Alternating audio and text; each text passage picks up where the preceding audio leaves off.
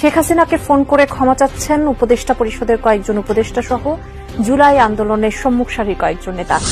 শেখ হাসিনার সাথে 5 জন উপদেষ্টা হাত মিলিয়েছে এবং তারা শেখ হাসিনার সাথে ষড়যন্ত্রে লিপ্ত হয়েছে। গত 15 বছরে রাষ্ট্র ক্ষমতায় থেকে বেশ মজবুত শেকড় তৈরি করেছেন শেখ হাসিনা, আর দাবারগুটি হয়ে সরকারের কোর্টে খেলছে বিভিন্ন বড় পদে থাকা 14 জন ইনসাইডার। শেখ হাসিনাকে দেশে ফেরাতে গোপনে কাজ করে যাচ্ছেন এই ব্যক্তিরা। আওয়ামী লীগ ফিরে আসবে, সামনে একটা ধামাকা হবে। আওয়ামী লীগের সামনে 7 দিনের মধ্যে চলে আসবে। আওয়ামী লীগের যারা তারা তো রাজনীতি করবে, তারা যদি রাজনীতিতে ফিরে আসতে চায় আসবে। উপদেষ্টারা পালাচ্ছেন এমন খবর বেশ কিছুদিন ধরেই ঘুরে বেড়াচ্ছিল সংবাদ মাধ্যমে। তবে এবার শেখ হাসিনার কাছে উপদেষ্টারা আশ্রয় চেয়েছেন বলে প্রমাণ পাওয়া গেছে, যা নিয়ে তোলপাড় রাজনৈতিক অঙ্গন। সেফ এক্সিট বলতে আমাদের মাইন্ডসেট হয়ে আসছে যে বিদেশ চলে যাবে বোধহয় নিরাপদে। সেফ এক্সিট মানে তো শুধু বিদেশ চলে যাওয়াটা, সেটাই মিন করে না সব সময়।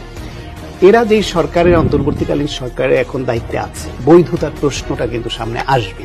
এদিকে এমন খবরে ডক্টর ইউনূসকে নিয়ে বিস্ফোরক মন্তব্য করেছে এনসিপি নেতারা।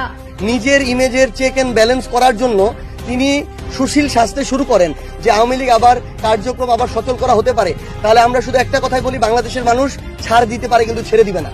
তবে এনসিপি নেতাদের এমন মন্তব্যে হতাশা প্রকাশ করেছেন গণ অধিকার পরিষদের বিভিন্ন